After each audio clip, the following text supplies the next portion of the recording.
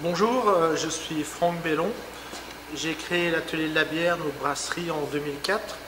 En 2004 à Issoudun. Nous avions un pub, brewpub, c'est-à-dire qu'on brassait la bière dans le pub et le pub était dans la brasserie.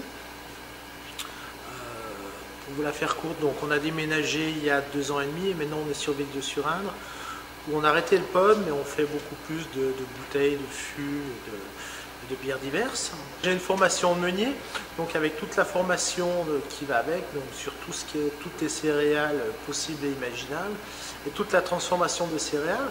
En l'occurrence, à l'époque, c'était la farine qui devenait du pain. Donc on passait par les mêmes phases qu'une bière, c'est-à-dire une mise à l'eau avec une création d'enzymes pour faire transformer les amidons en sirop fermentescible. Ensuite de l'alvure pour transformer, donc à l'époque, surtout ce qu'on recherchait, c'était de faire du gaz carbonique, mais il y avait quand même une certaine saccharification et une certaine alcoolisation, mais tout ça c'était très léger, ça partait lors de la cuisson. Donc j'ai extrapolé toutes mes recettes de pain et toute cette chimie des pâtes à la bière, puisque j'ai arrêté la meunerie en 2003 pour monter la brasserie en 2004. Alors mes inspirations, c'est... alors moi j'ai aussi travaillé en Angleterre, à l'époque quand j'étais jeune, et j'ai beaucoup aimé les bières anglaises et ça m'est resté. Donc je fais des bières plutôt assez houblonnées, mais peut-être pas forcément sur l'amertume, sauf quand on part sur une IPA. Donc la IPA, il y a une grosse charge de houblon de l'origine de la bière, due à l'origine de la bière. Donc moi je fais vraiment une IPA typée anglaise, avec des houblons anglais et une bonne part de malt, puisque une bière c'est un équilibre entre le côté céréales et le côté houblon, et j'aime bien le côté où on démarre sur le céréal, puis petit à petit le houblon va prendre le pouvoir pour venir sur quelque chose de plus gras, de plus herbeux, presque résineux, avec une belle amertume en finale. Bon, je sais pas que l'IPA. On fait donc une blonde qui est très céréale, avec du houblon allemand, quelque chose qui a du corps tout en restant désaltérant. On fait la tournemine qui est une bitter plus une aspiration anglaise avec un peu de gaz, puisque on la sert maintenant en bouteille, alors qu'avant au pub on avait carrément les pompes anglaises, on les servait dégazées. Et la particularité, c'est que dedans j'ai un houblon, pour une bitter anglaise, il y a un houblon américain, le cascade en l'occurrence, qui va donner un goût très fruits exotiques, un peu litchi, et un final plutôt typé pamplemousse. Mais attention, c'est pas une bière sucrée, hein. Même si on parle de fruits, c'est des fruits qui sont animés uniquement par le houblon, puisque moi je mets aucun épice dans ma bière, excepté dans le passage un peu obligé, celle de Noël.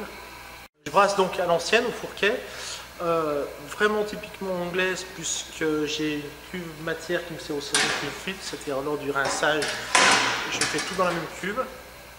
Après on va passer dans la cuve d'ébullition, donc on fait cuire le mou. Le houblonnage, alors je houblonne aussi dans nos particuliers, je houblonne en cône. En cône, c'est-à-dire en fleur de houblon. Je mets directement la fleur de houblon pour vraiment garder tous les parfums, tous les arômes du houblon. Après, donc, on va refroidir, on va passer dans un des 3 fermenteurs, une semaine de fermentation, une semaine et demie, ça va dépendre des températures. Et après, pour clarifier, on va ni coller ni filtrer, on va simplement mettre au froid dans les cuves de garde qui sont derrière, qui sont dans la chambre froide.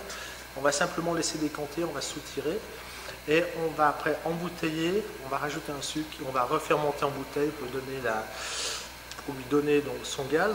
Elle va elle-même produire son propre gaz, ce qui veut dire en corollaire qu'on aura un léger dépôt en fond de bouteille, qui est l'alvure, qui est vivante, on n'est ni filtré ni pasteurisé.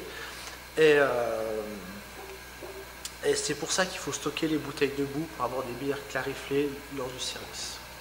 Donc je brasse de manière anglaise par infusion et non par décoction comme les Belges ou les Allemands. C'est-à-dire qu'en fait je vais rajouter de l'eau chaude pour faire plusieurs paliers. Donc les paliers, c'est des paliers de température. En fait, suivant les degrés de température auxquels on va brasser, on va avoir des effets divers. On va faire des bières plus ou moins épaisses, avec plus ou moins de corps, plus ou moins alcoolisées, suivant les paliers. On va faire des différents sucres en fait qui vont être plus ou moins fermentescibles. Et sur un palier haut, par exemple, on va laisser des sucres résiduels qui vont donner du corps à la bière. Si on brasse plus bas, on va donner un peu plus d'alcool, mais une bière beaucoup plus légère, presque à queue. Brassons aussi suivant la Reinheitsgebot, c'est la loi de pureté. Donc c'était, je crois, la plus vieille loi du monde qui date de 1516. C'est une loi qui dit que pour faire de la bière, il faut utiliser uniquement de l'eau, du malt, du houblon et de la levure. Si on met autre chose, ça n'aura pas le droit à l'appellation de bière. Je crois qu'il y avait quelques grains crus tolérés. Donc grains crus, c'est des grains de céréales non maltés qui sont tolérés dans une partie de la bière, je crois. Mais voilà, donc on ne met pas d'épices. Exceptionnellement, on en met dans la bière de Noël, sinon toutes nos bières sont sans épices.